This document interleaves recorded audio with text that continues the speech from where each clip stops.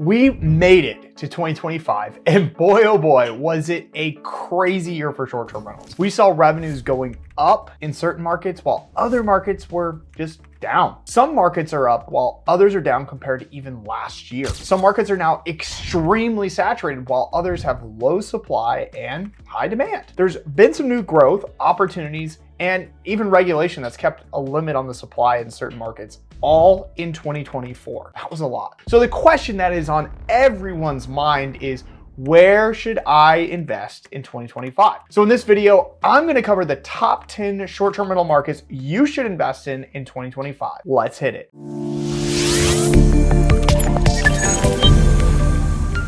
First off, big disclaimer. Markets change over time. Shock. Meaning some fluctuate and the data can change. So a market that was awesome last year might not be so awesome this year from maybe the influx of investors going into that market, or vice versa with investors leaving a market. Some markets that maybe weren't on the list last year are now on the list because of positive shifts in the marketplace. Number two, market bias is a real thing. Pure data will not paint the entire picture for short-term rentals due to maybe regulation, available resources, cost of those resources, and finally the big one that really not many people talk about are tax reassessments. So although certain markets might look good as an ROI with revenue to purchase price ratio, they might not make sense when these other variables like the regulation and the taxes are considered. I see this time and time again when I look at other top market lists. The third and final disclaimer is that because your market you favor didn't make the list, it doesn't mean that it's a bad market to invest in. There's a ton of good markets out there. I have picked 10 markets based on the following: data, taxes, regulation, and finally, where I'm frankly seeing the most deals possible, or the most deals available. So let's dive into the list. Starting at number 10, I really like Bradenton, Florida. Florida is one of the most trafficked vacation destinations in the country. So naturally, one of the markets had to make the list. But with the rising insurance costs, housing prices, and current interest rate environment, very few markets in Florida even make sense. But the Bradenton, Sarasota areas just south of Tampa make a lot of sense. With this proximity to Tampa and surrounding beach towns, along with the growth of IMG Academy, and this is where that school where all the athletes play, Bradenton has become a hot spot for a wide range of travelers for business, family, or even pleasure. So revenue in the months that weren't impacted by a storm that happened in August, September are up by 5% year over year. I really like this Florida market if you're looking to invest in Florida. Now, coming in at number 9 is Dripping Springs, Texas. I really like Dripping Springs area and parts of the Texas Hill Country. They've really benefited from the growth of nearby Austin and San Antonio. And you've got a lot of wedding venues, wineries, and even large group retreats that draw many people to that Texas Hill Country area. In terms of performance, even with the steady growth rate of supply, revenue is actually up in these areas by 2 or 3% year over year. Whereas most markets in the country, believe it or not, for this year compared to last year, revenue is just simply down. So if you have deeper pockets, meaning you can afford a higher purchase price, then I would definitely recommend checking out the Texas Hill Country and Dripping Springs in particular. Okay, this market is completely off the radar. And what I mean by that is not many people talking about investing here, but there are some crazy good deals here, especially if you're looking for a more affordable market. This market is Fairbanks, Alaska. So Fairbanks saw a 7% increase in revenue year over year. The median listing price is just shy of $300,000. Meanwhile, properties with 3 or more bedrooms have an average gross revenue of over $50,000. That's pretty crazy for a market where prices of houses are less than $300K. So what I really like about Fairbanks though, is it gets winter foot traffic from dog sledding, seeing the northern lights, ice fishing, and a bunch of other activities as well, not just typical to the Alaskan summer vacation market time. It also has a higher occupancy compared to other parts of Alaska because of those wintertime activities.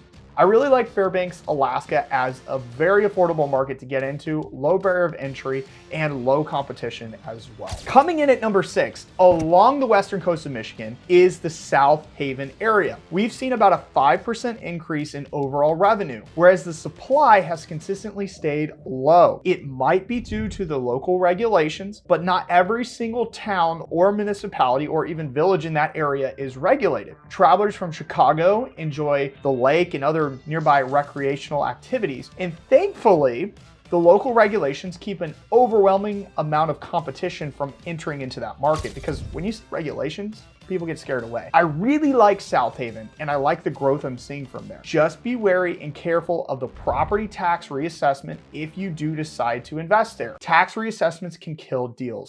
Coming in at number 5 is the Finger Lakes of New York, which has some of the highest revenue growth from the entire list. And frankly, it would have been higher on the list if it didn't have so much regulation you have to deal with to get into the market. Over 4 million people travel throughout this entire region each year. Although regulation is one of the biggest hurdles of entry into the market, it isn't impossible to enter. You just have to find the right areas to know what the rules are to get in. A lot of investors are lazy, let's be real, and don't want to do that extra step. Revenue growth in this market by 20% year over year, while an average occupancy climb by nearly 8% is insane. That's a lot. So you need to check out that market and don't be afraid of the regulation. At number 4, over 3 million people travel here to visit the 46 distilleries along the Kentucky Bourbon Trail. Beyond just horse racing and the PGA Tour that happens in the spring, this market benefits from year-round travel. Revenue from the entire region has grown by 4% year over year, which attests to its emergence as a true vacation rental market and not just a residential market or one and done market. It's definitely a growing market with lots of opportunity. Coming in at number 3, with 1.4 million visitors coming to this nearby national park, ski towns nearby, and 2 major cities within a 2-hour drive, I love the Shenandoah, Virginia region. Did you know that this area is one of the top wedding destinations in the country? Also, for the past few years, for STR investors, this has been one of the top markets, and it's been on several reports for some time. They've also had some recent good regulation that's come in to kind of limit just swarms of investors going into this market. One of the setbacks of this market, though, is just simply inventory. You need to be quick because there aren't as many options in this market compared to maybe other popular markets out there. But I really love this market. We still see great numbers here. It's very consistent, and we've seen an average increase of occupancy year over year by 5%.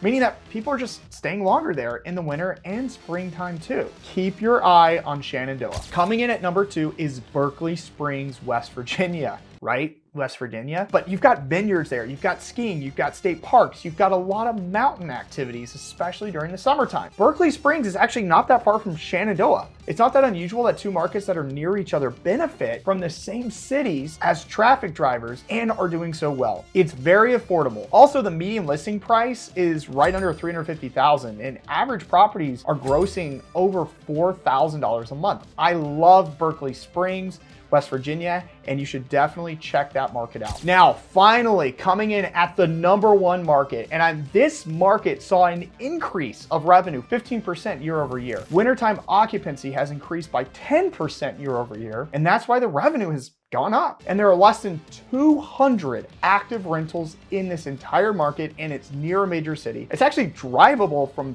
3 major cities and has a low barrier of entry, low competition, and you need to check out this market in 2025, and that is Geneva, Ohio. I love the market growth there. I love the things that I'm seeing in this market, and it's really been impressive for 2024. So let me know in the comments below if you agree with this list, and be sure to like and subscribe to the channel, and let me know if you completely disagree, or maybe there's other markets that you're seeing that are potentially better. Also, if you want a bigger and longer list of investable markets, you need to check out the link in the description for the full list with over 50 different markets. Be sure to check out the other video about the top markets you should avoid investing in 2025. And finally, if you need help finding a short-term rental deal that actually makes sense, be sure to check out our handpicked selection on our site called strsforsale.com. That's it for this one, and I'll see you on the next video.